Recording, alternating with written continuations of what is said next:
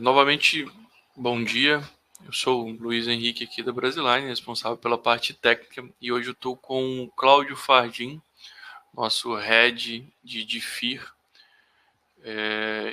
e líder, head do time de DeFi da equipe Brasiline, com vasta expertise e experiência aí, que vai falar um pouco para a gente hoje sobre a solução do WithSecurity e como essa solução, os elementos com EPP e EDR, protege o ambiente computacional de uma maneira geral, de ponta a ponta, tá?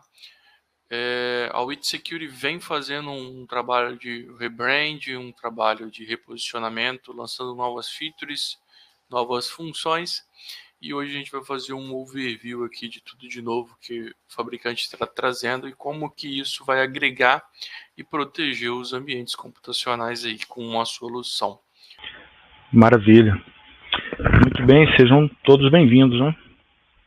Então nós vamos dar início aqui e vamos falar justamente sobre como o nosso ambiente computacional ele pode ser protegido pelas soluções oferecidas pela WithSecurity. Um pouco de contextualização para a gente poder entender quem é a WithSecurity e como chegamos até aqui, né? A WithSecurity é uma empresa finlandesa. Ela nasceu de uma necessidade de ter um braço computacional que pudesse atender às demandas do setor empresarial. A WithSecurity é uma cisão da F-Security. Essa eu tenho certeza que todo mundo em algum momento já viu, já ouviu falar ou até já usou algum produto dela, né? A F-Security está aí no mercado há muito tempo.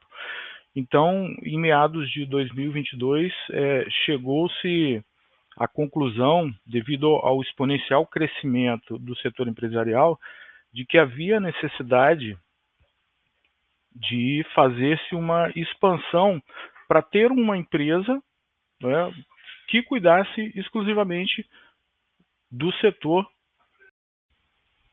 A tela está maximizada agora para vocês, né, pessoal?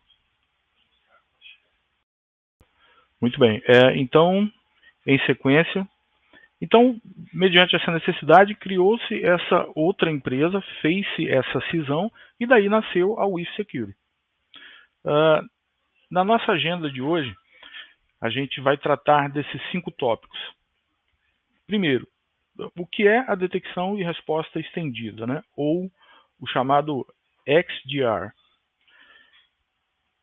Em um segundo momento, introdução ao Elements XDR, introdução ao Elements Identify Security. Vamos mostrar alguns cenários baseados em ataque de identidade, a gente vai entender do que se trata isso. E, por último, a gente vai mostrar em uma demo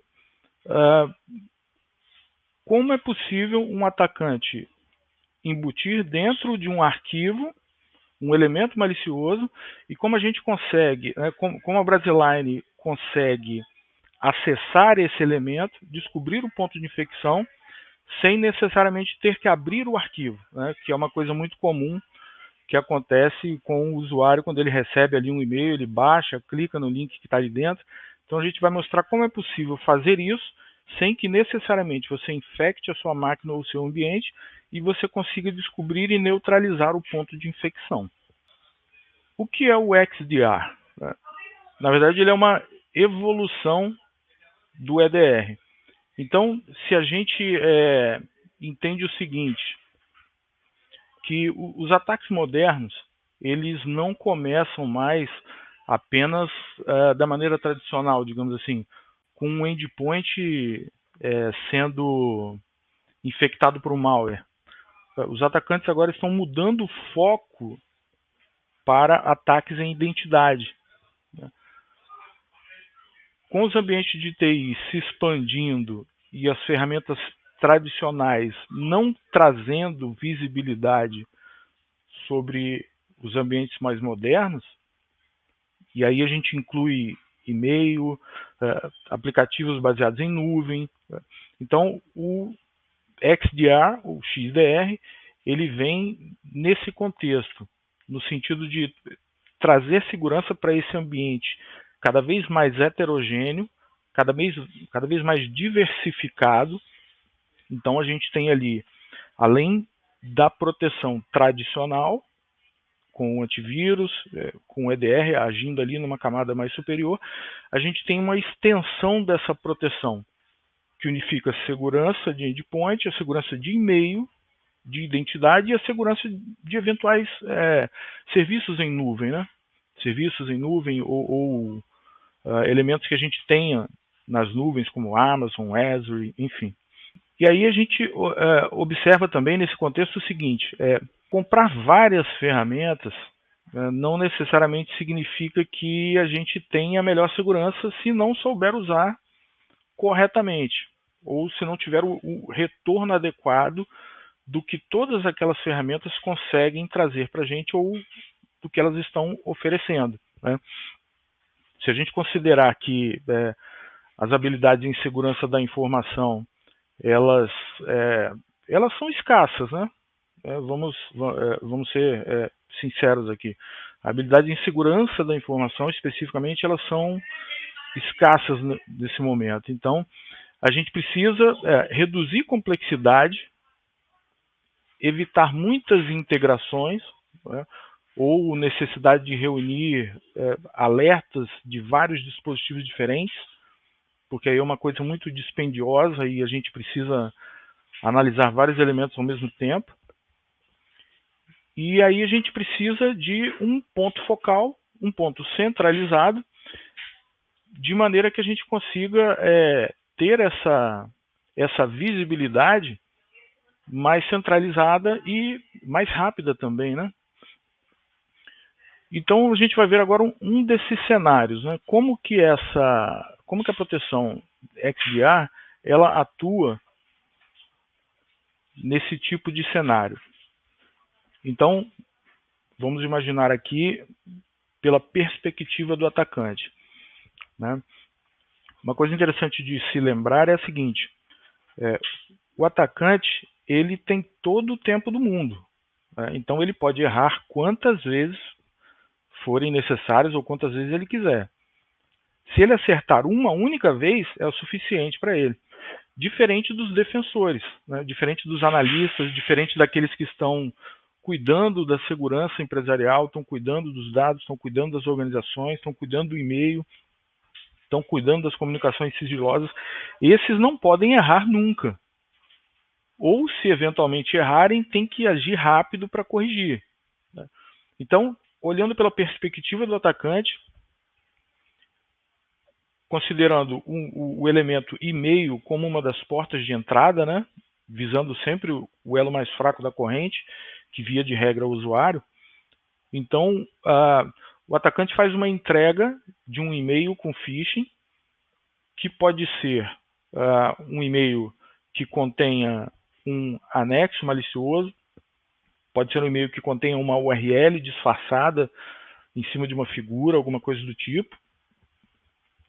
Lembrando que com o crescimento exponencial da inteligência artificial, a gente vê cada vez mais que os ataques eles se tornam de difícil detecção se você simplesmente olhar sem que você tenha mais profundidade naquilo que você está vendo, né? Então, aquelas regras, digamos assim, iniciais que a gente tinha para poder detectar rapidamente um e-mail malicioso, que era você ler a correspondência e de repente encontrou um erro de português, ou você olha e você tem ali um link que é totalmente diferente, difuso daquilo que seria o correspondente original daquela mensagem, né? Então, os atacantes eles estão melhorando, digamos assim, esse nível de capacidade de enganar o usuário, principalmente o usuário comum, né? Aquele que não tem familiaridade com tecnologia e que está dentro da empresa apenas fazendo ali o seu trabalho no seu departamento, né? Ele, obviamente, não vai ter a perspicácia que o analista de TI tem, o analista de segurança, para identificar eventuais pontos ou elos fracos ali naquela comunicação. Então o atacante entregou um e-mail para aquela organização, e aí, como falamos, ele pode ter um anexo malicioso, e o usuário pode ser levado a clicar naquele elemento. Ele pode ter uma URL ali que redirecione ele para algum lugar e peça para que ele faça alguma interação, alguma coisa do tipo. E o resultado esperado pelo atacante é sempre o comprometimento da conta daquele usuário. Ele não tem outra intenção senão comprometer aquele usuário. Aí a gente está falando de um ataque inicial, quando ele consegue o ingresso dentro da organização a partir de algum meio, que nesse caso seria uma credencial. Lembrando que o que acontece muito é que quando você tem um anexo ou você tem um link para ser clicado e o usuário eventualmente clica naquilo ali ou abre aquele documento, o que vai acontecer é que ele, na maioria das vezes, não vai ver acontecer nada, né? E aí ele vai dizer, poxa, eu cliquei aqui, mas não aconteceu nada, não abriu nada, né? Mas na verdade ele já foi redirecionado, as coisas estão acontecendo em background, estão acontecendo por trás, então processos estão sendo embutidos na máquina, chaves de registro estão sendo escritas, uma porta está sendo aberta, né? um backdoor está sendo deixado ali para que deixe uma porta aberta e o atacante retorne àquela organização através daquela máquina comprometida, daquela conta de usuário comprometida, enfim. Então, a partir do comprometimento do usuário, instala-se ali um malware, naquele momento inicial, que pode ter várias funções. Não necessariamente significa que, a partir do momento que a conta do usuário foi comprometida ou a máquina foi infectada, o usuário imediatamente ele vai começar a espalhar malware pela rede, ele vai começar a ter comportamento estranho na máquina. Às vezes aquele elemento ele fica ali parado, né? Ele tem um tempo, ele tem um time para ser ativado, para entrar em ação. Dependendo das configurações que o malware tiver, ele vai ficar embutido ali, paradinho, fazendo evasão de defesa, para ser acionado no momento certo. Porque o objetivo do atacante, no final das contas, a partir de todo aquele trabalho que ele teve, né, entregou o phishing através de um e-mail ali malicioso. O usuário clicou, comprometeu a conta, comprometeu a máquina. Foi feito um acesso inicial e a instalação do malware, pronto, o atacante ele concluiu o seu objetivo, que é o comando e controle daquele endpoint, né? O chamado CIC, Command Control. Então, aquela máquina agora é um ponto de infecção dentro de um ambiente. É como se fosse uma ilha ali dentro de um continente. Então, o atacante tem agora o controle daquele elemento e pode realizar as suas ações maliciosas. E aí, o que ele pode e eventualmente vai fazer a partir do comando e controle que ele tem daquele endpoint? Ele vai se mover para outros dispositivos. Ele vai se espalhar pela rede, ele vai se ramificar. Vai tentar ganhar acesso privilegiado, né? Isso se ele já não tiver conseguido o acesso privilegiado a partir do comprometimento da conta daquele usuário, né? Dependendo do grau de hierarquia do usuário na organização, ele já pode até ter o acesso privilegiado. E a partir dali acontece o roubo de dados, né? A expropriação de dados, a exfiltração de dados e talvez até a encriptação, né? Por motivos financeiros, né? Vai encriptar todo o ambiente e pronto, vai exigir resgate, aquela história que a gente já conhece. E aí a gente entra também naquele contexto que a gente falou sobre o fato de as organizações terem elementos difusos, né? Agora você não tem mais, a sua organização não está mais concentrada na abrangência física. Você não tem mais ali, as pessoas estão dentro do escritório, estão dentro da empresa. Não, as pessoas podem estar em qualquer lugar do mundo. Então, a cloud, os serviços em cloud são parte essencial do trabalho das organizações. E a partir do momento que todo esse quadro se desenhou, da perspectiva do atacante, ele conseguiu tudo isso, passar por todas essas fases, obviamente ele já vai ter acesso também aos seus serviços em nuvem. Então, a organização está fadada a perder não somente os seus ativos ali que estão gerenciados ali dentro, né, dentro de casa, digamos assim, quanto os ativos que estão na nuvem também. Então, essa é a perspectiva do atacante. E qual é a perspectiva que a detecção e resposta estendida traz para você nesse contexto, né? Então, observe que a gente tem aqui algumas fases, digamos assim. Então, para essa fase, que é o delivery de phishing e-mail, você tem a primeira proteção, que é a proteção de e-mail e colaboração, seria, digamos, a primeira linha de defesa, né, que vai prevenir os usuários ali contra a abertura de anexos infectados, clique em links maliciosos, fornecimento de credencial para site de phishing, essa coisa toda. Então você tem uma primeira linha de defesa nessa camada. Logo em seguida, você tem a segurança de identidade, né? Uma vez que você tem a sua nuvem também sendo protegida, o que vai acontecer é que, eventualmente, aqueles usuários que já têm a sua conta ou a sua sessão comprometida ou estão prestes a serem comprometidos, eles vão ser protegidos por essa camada também. Numa terceira camada, que aí entra nesse contexto aqui da perspectiva do atacante, você tem a camada de endpoint, que seria a terceira linha de defesa, que é aquele elemento que vai proteger efetivamente o que está acontecendo ali na máquina, o que está acontecendo no dia a dia. Então, a sua função é bloquear aquele malware, né? Observa que o ponto aqui, que seria o acesso inicial, ele é bloqueado nesse momento. Num quarto instante, você tem a linha de defesa do EDR, que aí ele já trabalha com inteligência, detectando processos maliciosos, eventualmente fazendo uma coisa que é uma característica dessa solução que eu acho extremamente relevante. Inclusive, nós já vimos casos em que ela foi fundamental, que é o Host Isolated, ou Host Isolation, que é a capacidade de você isolar um host automaticamente, sem que haja interação do analista, de segurança, de TI, enfim, da pessoa que está cuidando da infraestrutura. Mais para frente a gente detalha um pouco mais sobre essa função. E aí, no final de tudo, você tem a prevenção contra a ransomware, porque todas essas camadas, apesar de aqui nós estarmos vendo essas camadas de maneira compartimentada, elas interagem entre si, né? Elas não são camadas isoladas, elas estão interagindo entre si o tempo todo. Eventualmente uma precisa da outra, ou entrega informação para outra, enfim.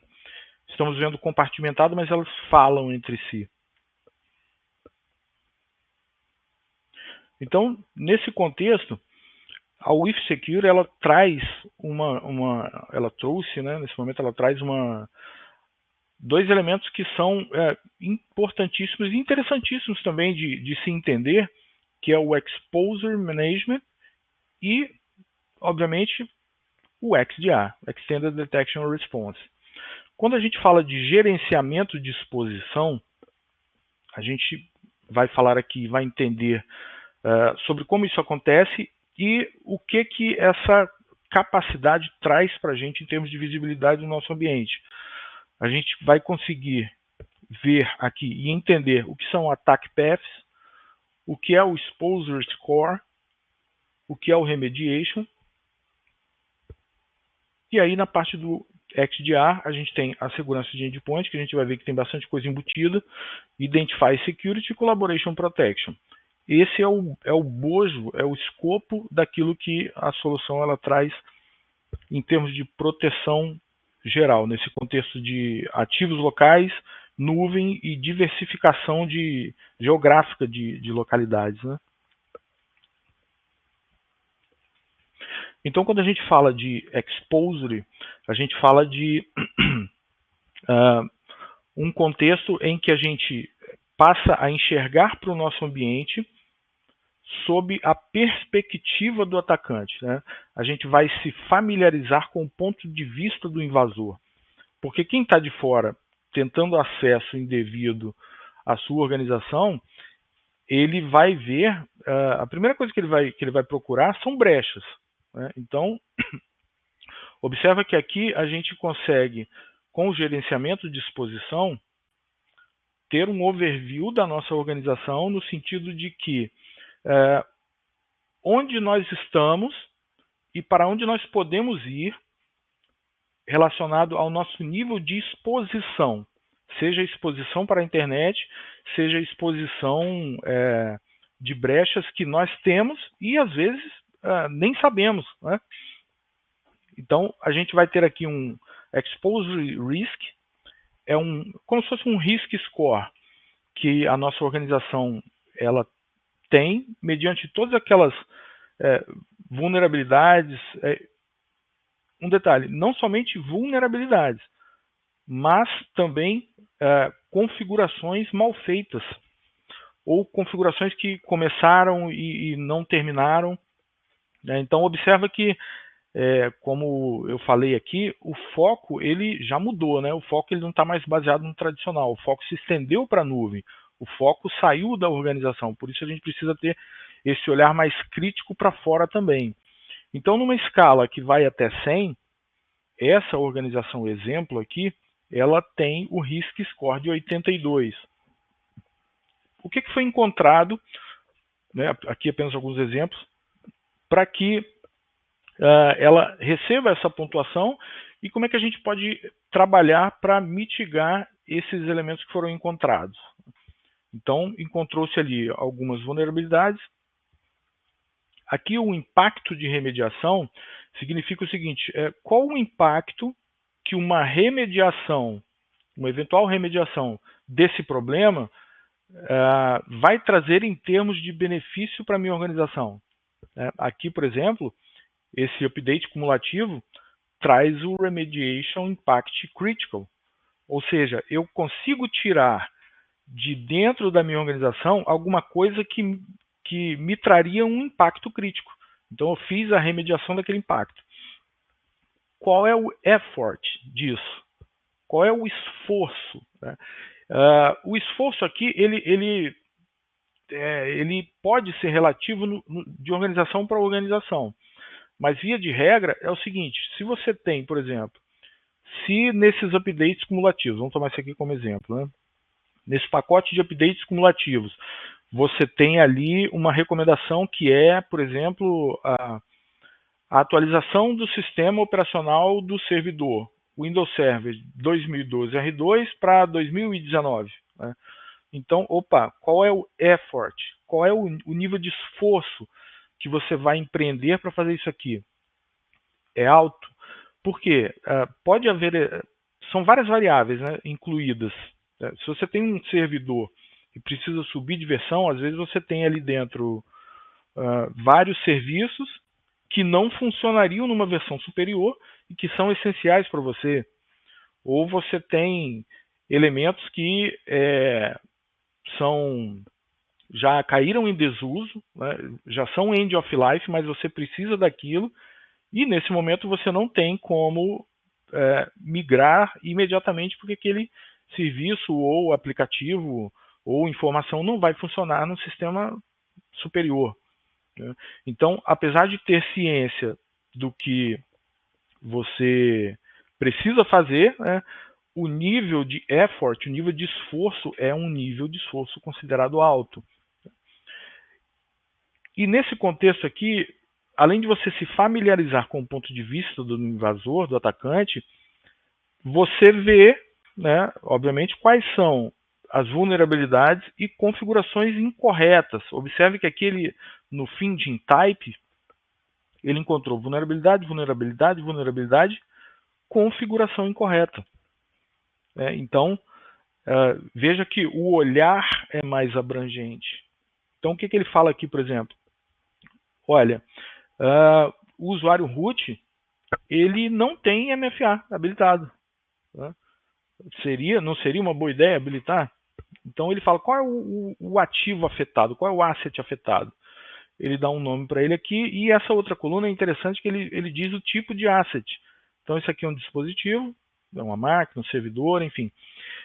Esse aqui é uma conta da AWS. E esse aqui, que também tem configuração incorreta, ou mal feita, ou não concluída, é um usuário do Microsoft Entra ID. Então, observa que a gente tem uma diversificação de olhar para dentro do nosso próprio ambiente. Mais um detalhe importantíssimo aqui é que com essa visualização, essa exposição, você tem elementos, você analista de TI, tem elementos suficientes para convencer, ou pelo menos conscientizar, né, as partes interessadas de por que uma determinada descoberta precisa ser corrigida. Né? Então, não fica aquilo, se mais para frente houver um comprometimento, poxa, mas ninguém avisou, ninguém... Não, a gente avisou, né? A gente tem aqui todo um painel que traz isso para a gente, e a gente tentou convencer do porquê essa descoberta ela precisava ser corrigida. Então você tem elementos para subsidiar o seu argumento. Uma outra coisa bem interessante que nós temos é o Attack Path Visualization. É aquilo que a gente falou sobre lá no começo, né, que faz parte daquele pacote do gerenciamento de exposição, que é onde você vai ver qual é o caminho que pode ser traçado pelo atacante, qual é o caminho, quais são e todas as possibilidades que um atacante pode usar para ter acesso ao seu ambiente mediante aquelas vulnerabilidades que foram encontradas, vulnerabilidades ou brechas ou configurações incorretas. Então você vai ter um caminho mesmo, é um gráfico. Olha, ele pode entrar por aqui por causa desse problema, ele pode passar por aqui, ele pode ir para lá. E aí você vai ter sempre uma recomendação, né? Você tem ali o impacto nessa remediação. Esse impacto, como a gente viu, ele pode ser médio, alto, essa coisa toda. E como é que esse impacto é calculado? Ele é determinado de acordo com o caminho, ou os caminhos, né, relacionados àquilo que o atacante pode fazer, o que foi encontrado e a importância do ativo. Porque uma coisa é você ter um comprometimento em uma máquina que está dentro de uma filial que é um escritório onde tem 3 pessoas, né? Faz ali as funções administrativas, essa coisa toda. Outra coisa totalmente diferente é você ter um comprometimento no seu Active Directory, da matriz. Né? Então, observa que são 2 pesos, aí 2 medidas totalmente diferentes. Então, esse risk score também é calculado de acordo com a importância do ativo para o funcionamento da organização. Então, observa que aqui ele deu uma exposição ao risco, né, uma pontuação de exposição ao risco para esses 2 elementos, o PC02 e o AD. E aí a gente olha novamente pela perspectiva do atacante. Tá? Quais são os possíveis caminhos que um atacante teria para se valer de uma eventual má configuração ou brecha, uma vulnerabilidade no seu ambiente? Aqui eu nomeei, na verdade numerei, mas essa aqui não significa que é a sequência no sentido de, por exemplo, saiu do 5, vem para o 6. Não. Ele poderia ir do 1 e passar para cá também, a gente vai entender. Então você tem uma workstation comprometida. Ok, seja por um e-mail que recebeu, clicou, um anexo que abriu, enfim. Você tem as credenciais vazadas. A partir dali você tem, o atacante obtém privilégios administrativos dentro do seu domínio, manipula privilégios do Active Directory e pronto, tem acesso aos dados. Em 5 passos, a partir do momento que ele tem poder sobre o comprometimento de algum ativo na organização, em 5 passos ele chega lá. Ou ele poderia daqui também sair para cá, já que ele tem acesso, né? E aí cria privilégios excessivos para aquela conta, privilégios que aquela conta eventualmente não tinha. Tem acesso a credenciais inseguras ali de um storage que está guardando informação. Obtém as credenciais, pronto, tem o acesso ao sistema. Né? Vai chegar aqui no mesmo ponto. Então, o posicionamento do atacante, ele define as suas ações e objetivos. Esse aqui é um exemplo do ataque PathMap. E agora a gente vai ver como ele é de verdade. Né? Os caminhos de ataque, ou o ataque path, ele envolve justamente isso, a identificação e a análise de possíveis rotas, né, que um invasor pode seguir para se infiltrar num sistema ou em uma rede. Então, essa aqui é a visualização que você tem no painel, a partir de todo um plano traçado em cima das vulnerabilidades que existem no seu ambiente, ou má configurações, enfim. Attack Path Visualization. Então, você tem aqui vários CVEs. Esses CVEs, o atacante pode se valer deles, né? Então ele está lá na internet. A partir dali, a sua intenção é obter acesso inicial, que vai ser, obviamente, através disso aqui. Ele tem acesso. E dali, ou ele consegue uma credencial para a nuvem, né? Ele tem duas maneiras, tem dois caminhos para ir, ou pode ir para os dois. Uma credencial para a nuvem. A partir do momento que comprometeu algum ativo, faz um movimento lateral, um lateral movement, né, vai se movimentando, se ramificando pela sua rede, e a partir dali ele chega no AD e ele chega no PC02, que são aqueles dois elementos que a gente viu que estavam ali nomeados como necessários, como quem necessitava de correção. Né? E o interessante também é que a gente pode, com isso, com o gerenciamento de exposição, priorizar correções para que a gente tenha um esforço mínimo, no sentido de eu tenho 30 situações para serem resolvidas para melhorar a minha postura de segurança no ambiente. Quais são as mais importantes? Né? Quais são as que têm mais probabilidade de serem exploradas por um atacante? Então eu consigo fazer a priorização de um trabalho de assessment no meu ambiente. Então, isso é importante, que poupa trabalho, né? Você vai colocar esforço naquilo que realmente é mais importante, ou que importa, né? Você vai conseguir priorizar. E aí a gente vai ter aquilo que a gente... o Exposure Risk, ele vai ter tanto para a organização como um todo, né, que a gente viu em alguns slides passados, eu tinha ali um número de 82 para exposição de risco total da organização, mas eu tenho o Exposure Risk também nomeado sobre os dispositivos. E aí aquilo que a gente falou sobre a importância do dispositivo e como isso faz com que você tenha mais critérios de rapidez para resolver. O ativo do Daniel Smith, né, aqui uma conta, né, a conta do Daniel Smith é a conta do CFO. Então, acho que isso aqui é muito importante, né? É crítico. Então, você vai forçar ali uma entrada de MFA para o usuário dele e para eventuais outros usuários do Microsoft Entra ID. Então, você tem essa visualização dos assets com relação ao risco de exposição, o que é que foi encontrado aqui, novamente o nível de esforço, e sempre uma recomendação. Né? Olha, faça o update para a versão do Windows Server 21H2, configure o MFA para o usuário root, remova o endereço IP público para a instância do EC2, aí a gente está falando de Amazon, faça a encriptação desse elemento.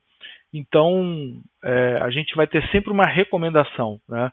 Não vamos ficar no escuro, simplesmente olhando que tem um problema e tentando imaginar uma solução. Né? A gente já tem um caminho.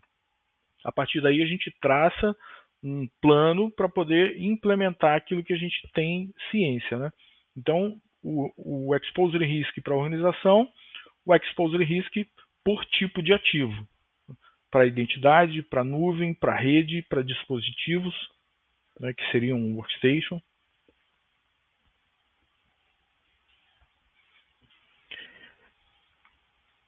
A descrição, né, se a gente entra, aqui a gente tem a recomendação, mas se a gente entra na recomendação, se a gente clica sobre ela, ele expande a recomendação para dar um caminho mais claro ainda para a gente, né.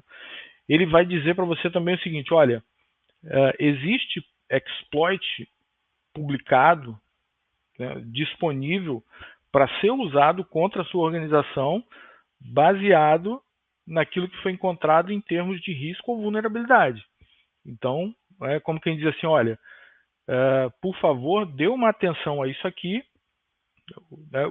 O exploit é um código ou partes de um código escritas justamente para se valer e explorar vulnerabilidades. Então o atacante vai lançar mão disso, como a própria nomenclatura diz. É um exploit público, disponível, né? Então está na web, o atacante simplesmente vai lá, pega, adapta aquele código ou usa o código pronto já, e aí concatenado com as ferramentas de ataque para poder ter acesso ao seu ambiente. E aí, no bojo do Extended Detection Response, a gente tem uma unificação de ferramentas. Um conjunto de ferramentas que, como a gente falou, faz aquela parte inicial, digamos assim, digamos que essa aqui seja aquela parte tradicional, né? A parte do Endpoint Protection, que é o antivírus em si, é o elemento que vai estar em todas as máquinas instalado. A parte da detecção e resposta, que é aquela parte mais inteligente, recebendo dados do dia a dia que vem através do endpoint. Né? O EDR, o Detection and Response, ele lida com informações de mais alto nível, digamos assim, né?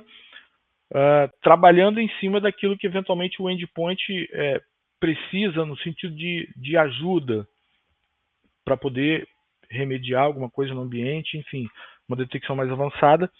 E esses elementos estão disponíveis para os sistemas operacionais mais comuns, né?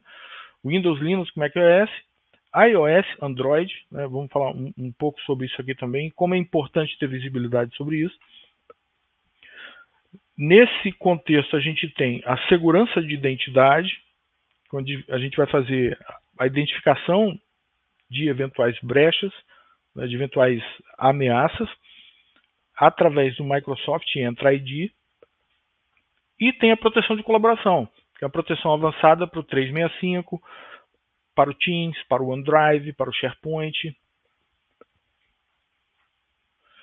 Então, falando um pouco sobre o Elements Endpoint Security, aquele conjunto que a gente falou, sobre a proteção, digamos, tradicional, e a detecção e resposta em conjunto para ambientes de workstation, servidores, mobile device.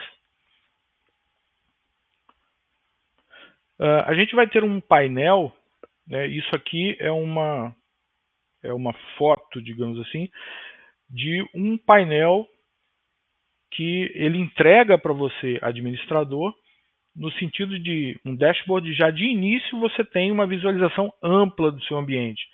Então você já consegue ver qual é o status de proteção das suas workstations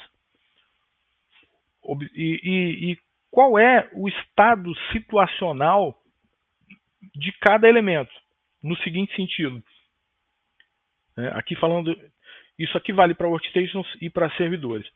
Falando no seguinte sentido, olha, eu tenho 288 workstations protegidas, eu não tenho nenhuma workstation isolada, né? A gente vai falar sobre isso, vamos entender melhor. Eu não tenho nenhum inativo, né? O que é o elemento inativo? É aquela máquina, aquele host, aquele device, que ele, por algum motivo, já não se comunica com a sua console de administração central, que inclusive é uma console web, tá? Você não tem necessidade de ter um servidor ali, seja ele físico ou seja ele ainda que virtual, dentro da sua organização. Essa console é web. acessível 99,99% do tempo, a partir de qualquer dispositivo, desde que tenha-se um browser e acesso à internet. O dispositivo inativo é aquele dispositivo que deixou de comunicar com a console. Então, depois de um certo período, esse dispositivo fica ali e quando você olha, você vai ter um aviso aqui no painel. Poxa, esse dispositivo tem... Eu tenho 2 dispositivos aqui que não se comunicam com a console, o que está acontecendo? Então, a equipe vai ser destacada para olhar com mais critério, mais calma para aquele dispositivo. Ele pode estar desligado, ou essa máquina foi tirada do domínio, essa máquina não existe mais, ela foi retirada do parque, enfim. Você pode ter, né, elementos aqui que necessitem de alguma atenção. Você pode ter alguns avisos de warning aqui sobre a máquina. Aqui, quando você vê um elemento que diz que você tem 2 elementos de nível crítico ou em estado crítico, pode ser que você tenha ali a proteção anti-malware, ela esteja defasada, né, não esteja atualizada como as outras, ainda está comunicando com a console, mas pode ter algum problema. O que pode acontecer é que, de repente, aquela máquina está com algum problema para se conectar à internet, enfim. Tudo é passível de verificação, mas a ideia aqui é trazer de pronto um painel onde você veja todo o escopo que está coberto pela solução já de início, sem que você tenha que rodar muitas páginas ou abrir muitas abas, né? Você tem também um histórico, um status, aliás, sobre o update de software no ambiente. Então, olha, desses 291 computadores, aqui eu estou abrangendo workstations, servidores ou outros dispositivos, né? Eu tenho 4 updates críticos para serem feitos. Eu não tenho nenhum update disponível para 251 máquinas, então é um score bem interessante, né, de proteção. Eu tenho 13 updates importantes disponíveis para serem feitos e eu tenho 16 máquinas que não se comunicam com a minha console há 14 dias. Então isso aqui é um ponto de atenção. Aliás, que não são escaneadas, né, faz 14 dias. Essas máquinas não estão recebendo atualização de update. Então é um ponto de atenção. Aqui no canto esquerdo a gente tem as abas, que é onde nós vamos fazer efetivamente o gerenciamento da nossa organização. Um ponto importante de ressaltar é que essa solução oferece um nível de granularidade muito interessante, onde você pode, através da configuração de perfis, né, profiles, que a solução chama, você pode fazer com que máquinas de determinado departamento se comportem de maneira diferente em detrimento de outro departamento, né? Trocando em miúdos, eu tenho um departamento de contabilidade que eu quero que todas as 300 máquinas cobertas pela solução e gerenciadas centralmente por essa console naquele departamento, elas não tenham acesso a dispositivos USB. Elas não possam plugar dispositivos USB. Dispositivos de armazenamento em massa, sejam eles HDs, pendrive, enfim, telefones celulares, né, também. Então, através da criação de políticas nos profiles, nos perfis do departamento de contabilidade, você consegue fazer com que todas aquelas máquinas recebam aquele mesmo comportamento. Do outro lado, você tem um departamento chamado financeiro, onde você ali já permite que sejam plugados dispositivos de armazenamento em massa, mas você não permite, por exemplo, que seja usado o browser Google Chrome, né? Você tem uma política que você quer que todo mundo use, você está uniformizando o uso de browsers na sua organização, então você quer que todo mundo use o Microsoft Edge. Você criou lá uma Group Policy, distribuiu o Microsoft Edge. Eventualmente, algumas máquinas ainda têm o Google Chrome, mas quando a pessoa tenta acessar o Google Chrome, ele vai ser bloqueado, porque você parametrizou uma política para que no departamento financeiro aquele elemento não funcione. Então você tem essa granularidade para você poder trabalhar no sentido de ter mais controle sobre o que determinado departamento e máquinas podem ou não fazer. E aqui a gente vai falar sobre mais algumas, 2 ou 3 features da segurança de endpoint, que são features importantíssimas e interessantíssimas. Uma delas é o Broad Context Detection, é a detecção de contexto amplo. O que isso significa? Todo o elemento, toda a infecção, toda a detecção que for feita pelo EDR e que ele classificar essa detecção como sendo importante para que seja vista pela equipe de TI, pelos analistas, ou mesmo que ele tenha atuado automaticamente, essa detecção ela vai ser colocada num contexto que é o seguinte: você vai ver toda a árvore de infecção. Você consegue ver desde o início. Observa que isso aqui é uma máquina, né? Suponhamos que isso aqui seja um elemento, a PC03. A partir do PC03 foi executado alguma coisa, né? Nesse caso um script do PowerShell, e ele se ramificou, né? Olha, a partir desse script, ele foi lá e chamou o executável cmd.exe, o cmd chamou o executável, chamou um outro programa, e aí foi lá, criou uma pasta, fez a execução de um script, enfim.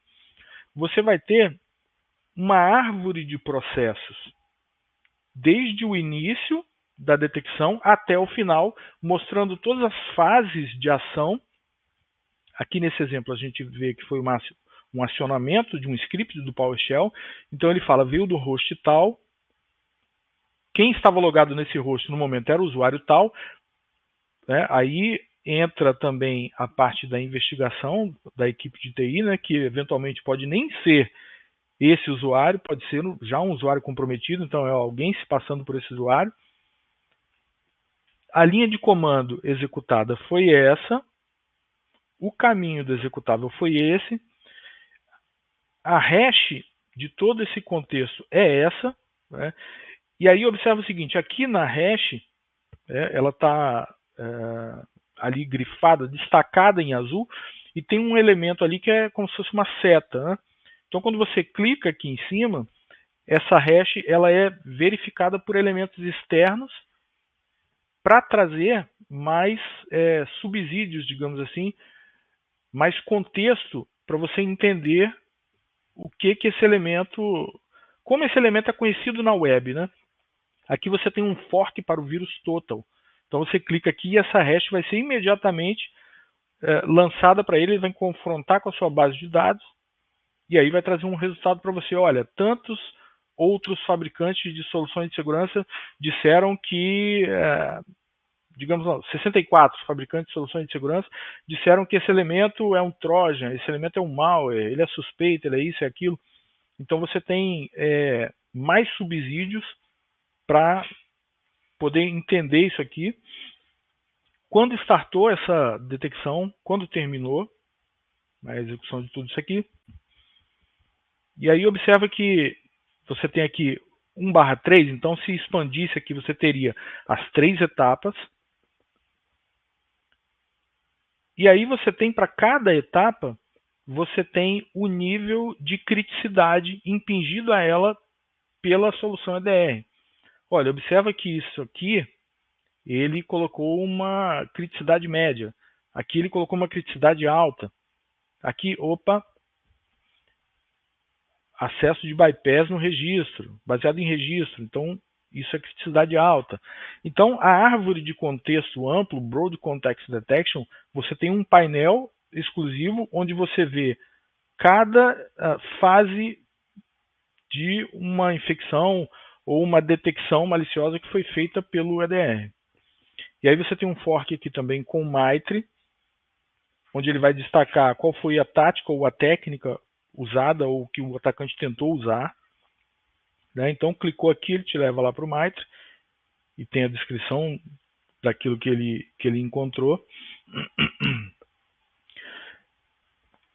Você pode se você não tiver, o que a gente vai ver no slide seguinte, mas se você não tiver uma regra configurada que olhe para o seu ambiente e diga o seguinte: olha, a partir de determinado nível de risco, se algum elemento atingir aquela pontuação ou aquele nível de risco, ele vai ser automaticamente isolado, né? Isso você pode fazer automaticamente. Se você não tiver essa regra configurada, você pode fazer aqui o isolamento manual a partir da detecção de contexto amplo, do painel de detecção de contexto amplo. Então você simplesmente clicaria aqui e você isolaria aquele ou aqueles hosts envolvidos naquele incidente. Então observa também que aqui eu tenho um risk score aqui de nível severo, pontuado como 91, numa escala que vai falando aqui em risco de severidade, severe risk, essa escala vai justamente de 91 a 100. Né? A solução tem algumas métricas que ela diz para você, por exemplo, né, esse nível de risco de severidade, ele é exato. Né? O que eu disse aqui é exato, mas vou dizer um exemplo do que seria uma detecção de nível médio, uma pontuação de nível médio. Se a detecção ela vai de 20 até 40, então eu considero como de nível médio. E aí você conseguiria, clicou aqui, ele vai isolar aquele host da rede. Ou você pode ter também uma coisa que é a seguinte, às vezes você está ali analisando, você já tem todo um contexto dado pela solução, mas você ainda tem uma dúvida sobre alguma coisa ou outra, e aí você gostaria de uma segunda opinião, digamos assim. Você tem a possibilidade de elevar esse incidente, em particular, para o próprio fabricante. Então, quando você clica aqui no Elevate, abre-se um pequeno formulário onde você vai colocar ali a sua necessidade. Digamos que eu quero que seja uma segunda opinião sobre essa detecção. Eu não entendi direito, ou tem alguma coisa que eu fiquei em dúvida. Então eu clico ali, abre-se um pequeno formulário e eu digo alguma coisa assim: preciso de uma segunda opinião com relação a esse incidente, ponto. Não precisa detalhar, porque eles vão ter acesso a esse incidente a partir do momento que você faz a elevação. Então o fabricante recebe essa comunicação, olha para o mesmo incidente que você olhou e te traz insights sobre ele aqui dentro também. Né? Lógico que depois de um tempo, né? Tem um tempo para isso, mas ele traz insights para você aqui dentro também. Você consegue ver a opinião do fabricante sobre o incidente que você já analisou. Eventualmente pode ser a mesma opinião, isso é muito bom, ou ele pode trazer algum insight ou alguma visão que a gente, por acaso, não tenha conseguido enxergar naquele momento. Né? Você não tenha conseguido ver, enfim. Então existe essa possibilidade de ter o acompanhamento do fabricante em cima de algum determinado incidente. E aí a gente chega justamente nessa feature que a gente comentou, que é o Host Isolation. Qual é a finalidade ou a função essencial? Essa regra só tem uma função. É Stops the Attacker's Command Control Connection. Ou seja, encerrar o fluxo de conexão de comando e controle de um atacante. O que isso significa? Se você tem uma máquina comprometida dentro do seu ambiente, 99,99% de chance de que essa máquina esteja sendo controlada de fora. É o chamado comando e controle. Então, o atacante tem uma porta aberta, a sua máquina está ali infectada, então no momento que ele quiser, ele controla aquela máquina e dispensa ações para o seu parque de máquinas. Tá? Quando você tem uma regra configurada que faz o isolamento do host, o EDR detectou um comportamento anômalo ou uma ameaça que ele classificou como de nível severo, por exemplo. Você tem a regra configurada, essa máquina imediatamente ela vai ser isolada da rede. O que vai acontecer? Ela perde comunicação com a internet, ou seja, opa, você já cortou o comando e controle que o atacante tinha.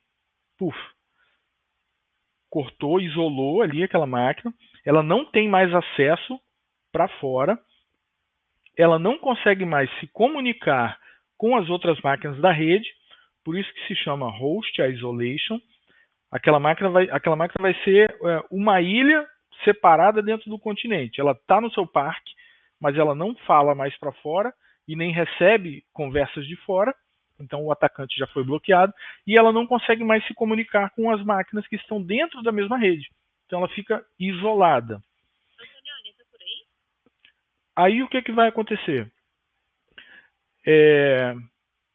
O único canal de comunicação que vai ser permitido é de você ter o gerenciamento a partir da console.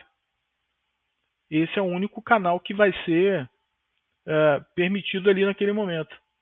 A console ela vai te dar essa condição de, depois que você resolveu aquele problema, você retorna com aquela máquina para o seu ambiente. Então, essa é a feature de Host Isolation. Muito importante, a gente já viu ela em ação várias vezes, né? Funciona muito bem e evita, por exemplo, uma coisa que é a seguinte, o analista de TI está lá de plantão, né? Então, quando aquela máquina foi comprometida ou um eventual ataque seja em curso, não necessariamente ele vai precisar atuar naquela hora, porque a máquina já foi isolada. Então ele vai ter um pouco mais de tranquilidade ou calma, digamos assim, para poder pegar aquela máquina depois, verificar o que aconteceu, tirar ela do parque, formatar ou fazer seja lá o que for para resolver o problema e retornar com aquela máquina ao ambiente. Você não fica com aquela sensação de que alguma coisa está acontecendo. Não, o problema foi isolado e aí a gente trata ele com mais calma depois. Uma outra capacidade também, que é muito importante e que por vezes negligenciada, é a condição de você fazer o gerenciamento de dispositivos móveis, né? Se o dispositivo ele é dado ao funcionário, ao colaborador pela organização e a partir dele ele acessa dados sensíveis ou áreas que pertencem à organização, então esse dispositivo tem que ser protegido. Se ele faz uso do seu próprio celular, aí já é uma situação à parte, digamos assim, né? Que é um critério à parte. Mas se ele faz uso de um dispositivo corporativo, ele precisa ter uma proteção àquele dispositivo.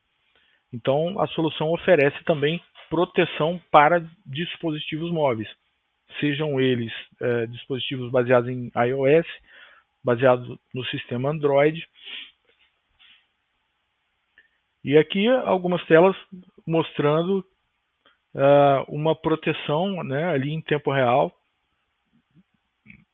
O dispositivo está protegido, ele tem ali um Network Gateway, está protegendo a sua navegação também. Então é muito importante que esse tipo de elemento, que por vezes, como eu falei, é negligenciado, ele seja visto também, que são os dispositivos móveis, porque eles fazem parte de um contexto de ataque. Então a gente não pode simplesmente fechar os olhos para essa possível janela de entrada. Então, agora a gente fala um pouco sobre o Microsoft Entra ID, a segurança de identidade. Esse nome é um pouco, talvez nem todo mundo esteja familiarizado com o nome, mas o Microsoft Entra ID é um nome novo para o que antes era conhecido como Azure Active Directory, né? Lembram? Existia o Azure Active Directory, agora ele é o Microsoft Entra ID. É um serviço de gerenciamento de identidade e acesso baseado totalmente em nuvem, né? Em que ele pode nos ajudar, né? Ele ajuda a gerenciar e proteger o acesso a recursos como, por exemplo, o Microsoft 365, portal do Azure e outras aplicações SaaS que eventualmente você tenha e façam parte da cobertura oferecida pelo Entra ID. Aí uma pesquisa recente com organizações, com tomadores de decisões,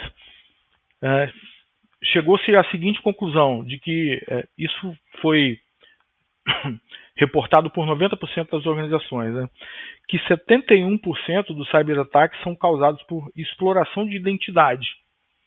Então, observa que a gente volta naquele ponto que eu falei no começo, que é o fato de você ter agora uma ampla gama, uma gama bem exponencial de superfície de ataque, né? Você já não está mais preso ao tradicional, então você tem aquilo que está exposto para a nuvem. 7 casos foram relatados, né, ataques ali a identidades do Entra ID, que o Entra ID protegeu 7 casos nos últimos 6 meses comparados ao mesmo período do ano anterior. E aí chega-se à seguinte conclusão, de que resolver problemas de credenciais vazadas, né, perdidas ou comprometidas, leva um longo tempo, porque às vezes você não consegue identificar assim de pronto. Aproximadamente 11 meses. E aí, 11 meses, o estrago já foi feito, né? Então, a proteção, a cobertura que a segurança de identidade ou o chamado Microsoft Entra ID vai trazer para você está relacionada a identificar e gerenciar acessos de dispositivos a serviços baseados em nuvem. Então, tudo que é na nuvem, está na nuvem. Existe um fork ali para o With Secure, então os dois vão conversar e vai ser feita essa proteção. Então, você tem proteção para o 365, aí engloba e-mail, Teams, OneDrive, SharePoint. Você tem proteção para serviços de nuvem de terceiros, então você tem Salesforce, Workday, e para plataformas em nuvem, né? Observa que é tudo bem diverso, né? Você não tem você não tem uma coisa que seja específica. Isso só funciona para o Azure, isso só funciona para a AWS, isso só funciona para outra nuvem. Não, você tem diversidade de plataformas, diversidade de serviços de fabricantes e abrangência em todos os serviços relacionados ao 365. Então aqui apenas uma disposição de elementos, né, de onde você pode ter acesso, servidores, workstations, mobile, enfim. Então, novamente, retornamos ao painel, retornamos ao dashboard. Também usando o Broad Context Detection, aquela detecção de contexto amplo. Então aqui um pouco mais aberto, né? Então, todas as atividades maliciosas relacionadas a uma identidade ou a um usuário vão ser feitos também árvores de processo. Também vão ser relatadas aqui. Então você vai ter aqui tudo que aconteceu. Qual foi a origem? De onde veio isso? Olha, isso é lá do Azure, hein? Qual é a companhia? É da companhia tal. Eventualmente você tem uma ou mais companhias, enfim. Subscription, tal. Recursos afetados, esses aqui. E aí você tem qual é o potencial impacto disso e qual é a remediação que deve ser providenciada. Então, o impacto de risco é esse, a remediação é essa. Né? Então, observa que é muito interessante que você sempre tem, acompanhado da visualização de qual é o problema, a recomendação de como você resolve o problema. Adicionalmente, você vai ter metadados incluídos para enriquecer a sua detecção, né? Sempre acompanhado da severidade daquele incidente. Observa aqui a pontuação de severidade, aqui nesse caso 83, a severidade ali, a descrição. E aí você tem um link, você sempre tem aqui, como eu mostrei em alguns slides passados também, um link para a base de dados do Mitre, para fazer o seguinte, te dar subsídios para entender detalhadamente qual foi aquela técnica, entender o ataque detalhadamente e a descrição da técnica usada pelo atacante. E aí quando a gente vem quando a gente fala sobre cobertura de detecção, aí novamente a gente volta para a perspectiva do atacante, né? 3 elementos são fundamentais para que o atacante tenha sucesso, 3 ações, digamos assim.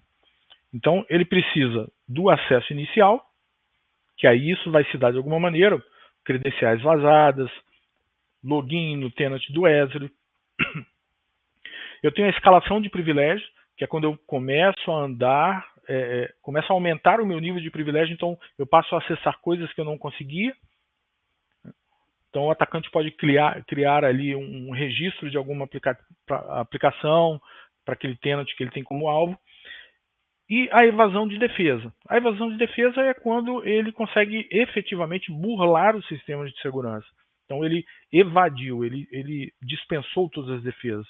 Aqui um exemplo de uma dessas possibilidades é o fato de o atacante desabilitar ou remover o duplo fator de autenticação, né?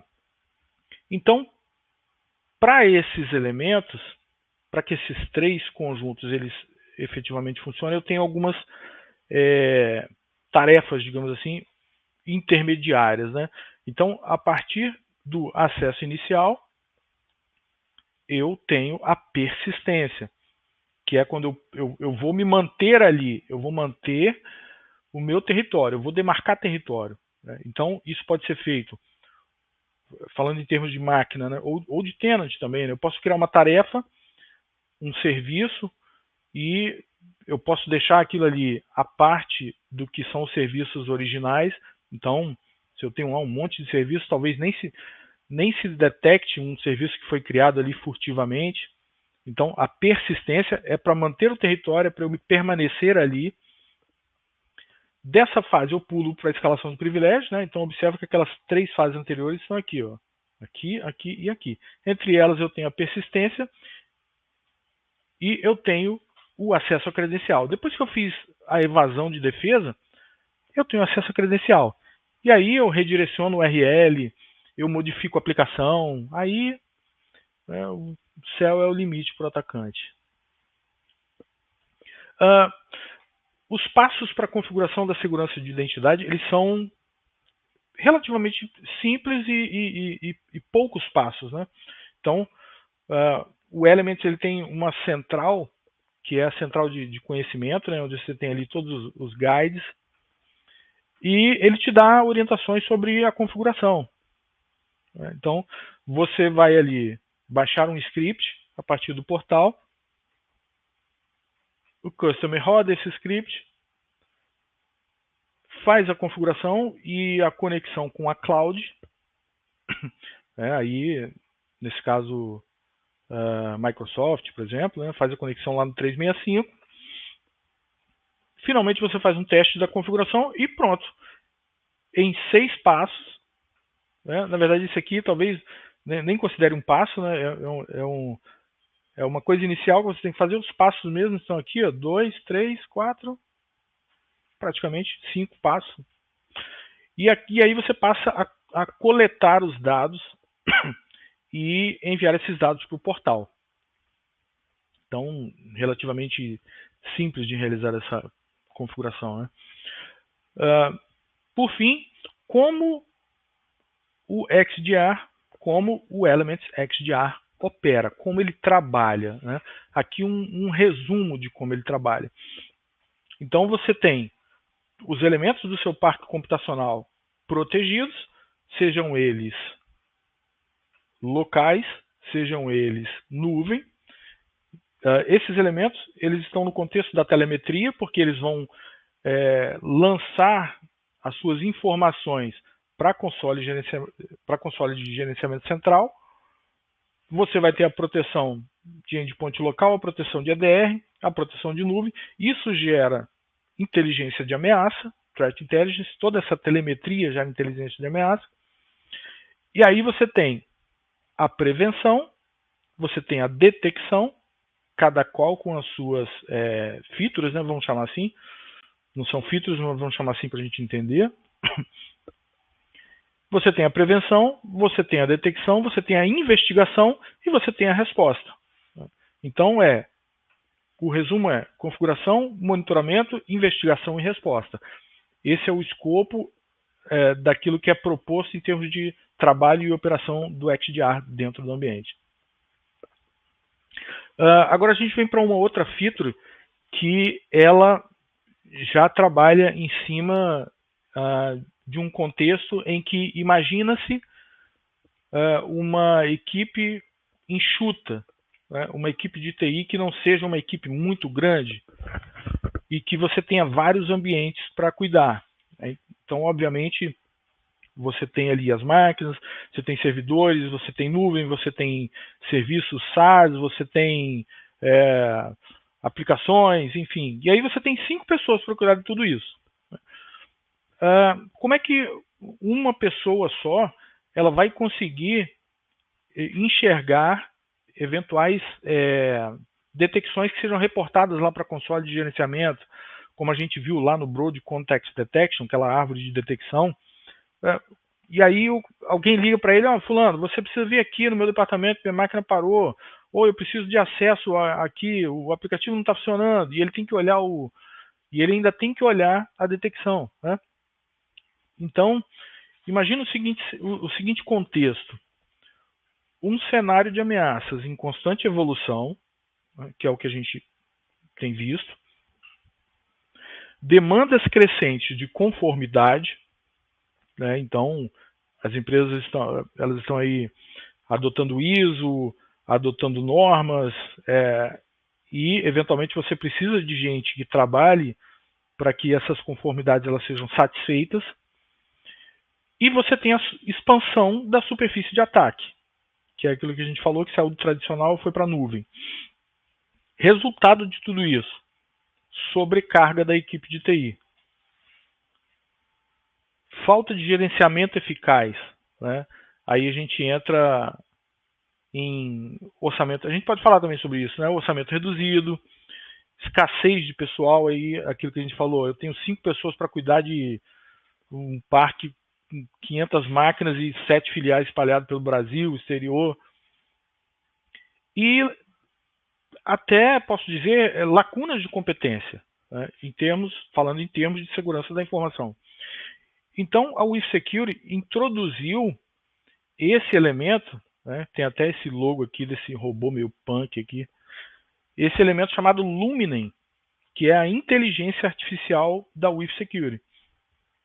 Foram 3 meses de testes até que ela estivesse liberada para uso do usuário geral, né? Então, nós aqui, por exemplo, tivemos acesso antecipado, mas agora, a partir dos 3 meses probatórios, esse recurso já foi disponibilizado para todos os usuários. Então, qualquer organização que tenha acesso à console, ela tem acesso a esse recurso. O que ele faz? Nesse exemplo, né, então ele vai ser encontrado aqui, ó, nesse símbolozinho que parecem meio que estrelas, né? Você simplesmente clica sobre ele e te dá o resultado. Nesse exemplo, ele faz o sumário, ele sumariza uma semana de detecções que o meu ambiente teve, a partir das várias features que a minha solução tem.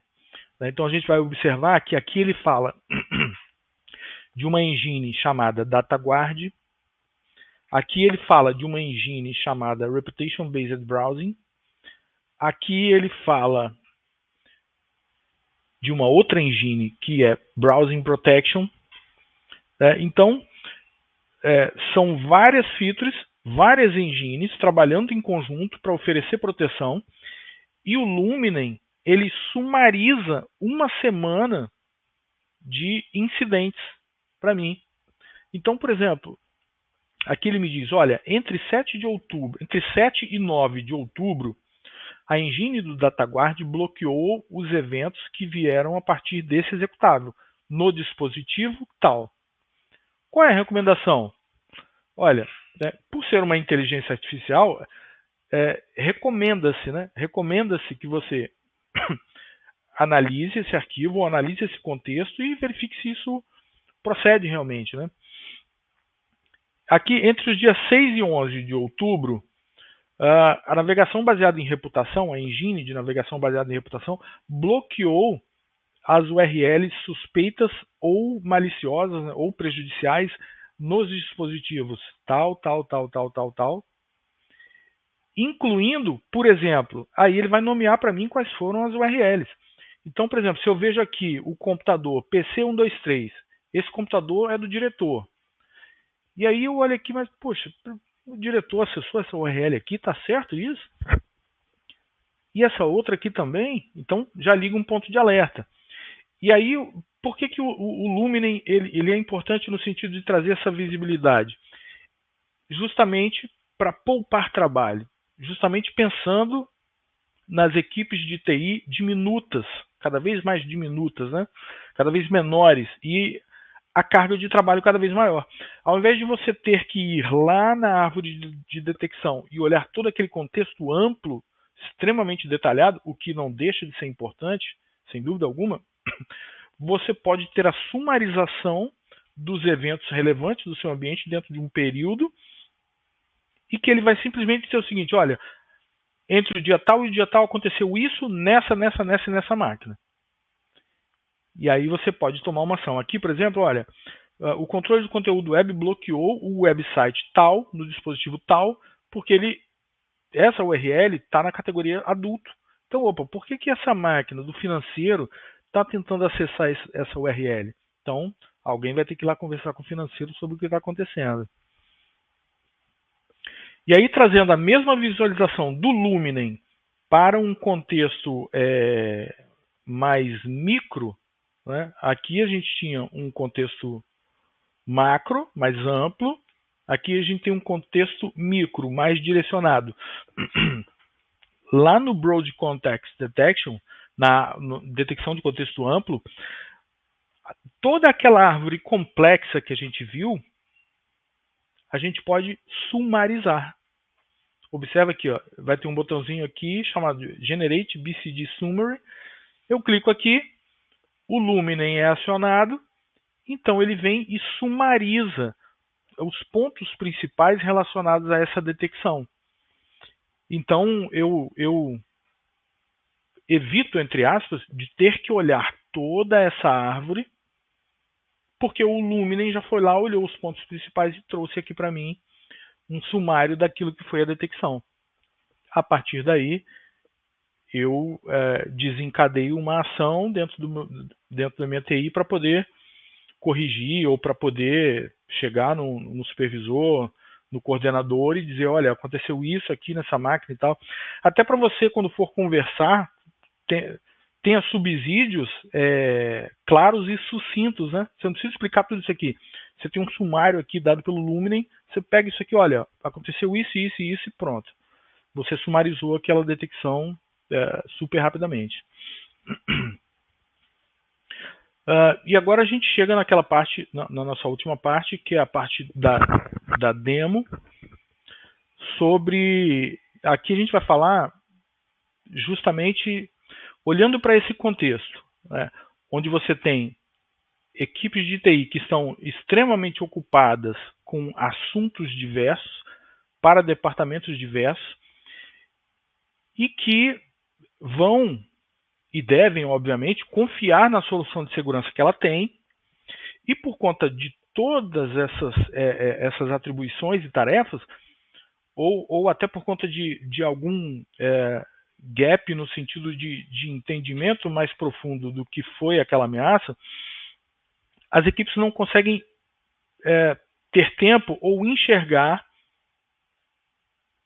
para aquela ameaça no sentido de compreender o que aconteceu ali dentro. O que eu quero dizer com isso? Esse gráfico aqui, ele mostra, né, a quantidade, em termos de porcentagem, de incidentes que são incidentes que vêm sobre as organizações e qual é a origem desses incidentes, né? Então observa que nessa cor aqui meio lilás aqui, 82,51% dos incidentes acontecem vindo de elementos do Office. Então aí a gente está falando de Word, de Excel, PowerPoint. Isso aqui está relacionado àquele contexto que a gente falou de você ter uma proteção eficaz dos seus serviços de nuvem. Então o usuário foi lá, recebeu um anexo dentro de um e-mail. Pague esse boleto porque senão o tempo vai expirar. Então ele vai, baixa ali aquele boleto ou abra esse documento para você assinar, para a gente fechar o contrato, enfim. 82,51% das fontes de infecção vem de elementos do Office. E o Brasil, nosso querido Brasil, consta como 36,59% dos alvos desses elementos nomeados aqui. E aí a gente tem outras fontes também, né? Adobe Flash, Android, Browser, Java, PDF, enfim. E aí quando a gente olha para esse cenário, de onde vêm esses elementos? 50% dos métodos empregados pelos adversários para ter sucesso nos ataques de entrega de malware às organizações vem por e-mail. 50%. Isso é extremamente considerável. E aí, quando a gente joga para o outro lado, os tipos de perda de dados com sucesso de ataques a indivíduos, né, a pessoas, a elementos, nesse caso a credenciais. Então, vem a partir das credenciais. 37% dos vazamentos de dados surgem a partir da perda, do roubo ou do vazamento de credenciais. Então isso é extremamente preocupante. E aí nessa demo, que a gente vai ver logo em seguida, a gente vai conseguir entender o seguinte. Aí é uma demo de pouco mais de 2 minutos. Eu vou parar em alguns minutos para poder, alguns segundos para poder explicar o que está acontecendo. Mas a gente vai ver como a Brasiline trabalha com inteligência de ameaças e na análise de elementos maliciosos para levar para o nosso cliente subsídios para que ele consiga entender o que aconteceu. Então a gente vai pegar um documento, esse documento é malicioso, ele está infectado, a gente vai acessar internamente esse documento, a gente vai ver os compartimentos dele e a gente vai descobrir o ponto de infecção que está dentro desse elemento e do que ele se trata. Então, seria uma visão do atacante, seria descortinar a técnica do atacante. Então, vamos lá.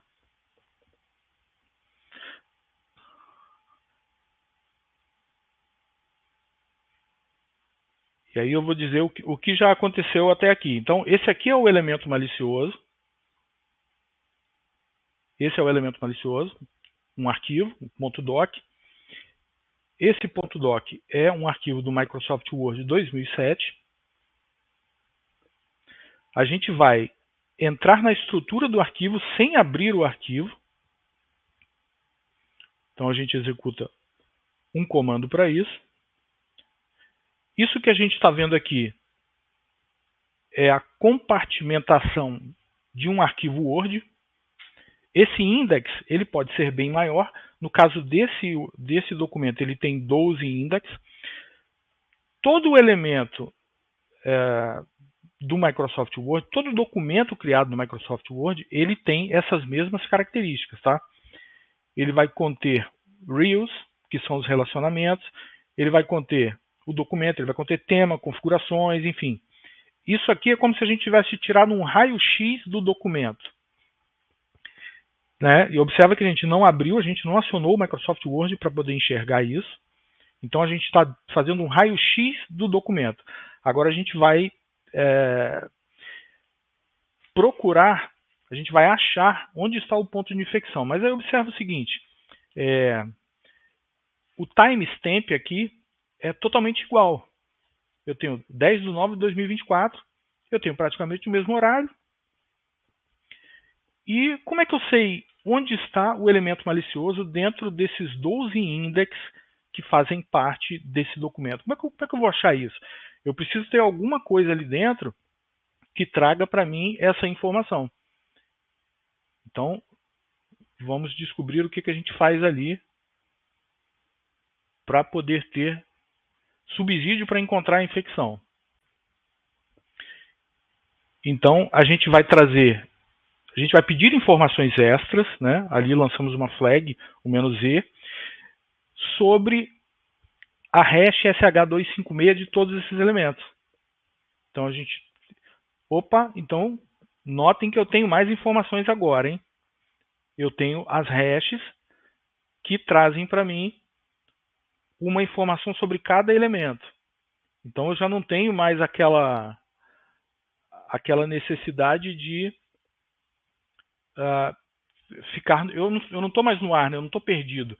Então observa, 12 compartimentos, desses 12 compartimentos, cada um me trouxe uma hash. Agora eu vou trabalhar em cima dessas hashes, eu vou limpar esse arquivo, porque eu preciso somente da hash.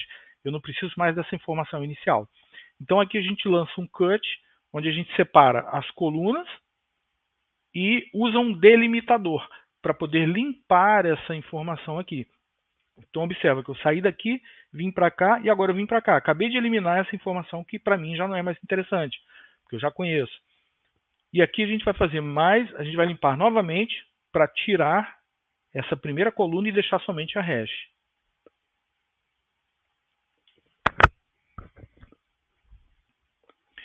Aí, o que eu vou fazer agora?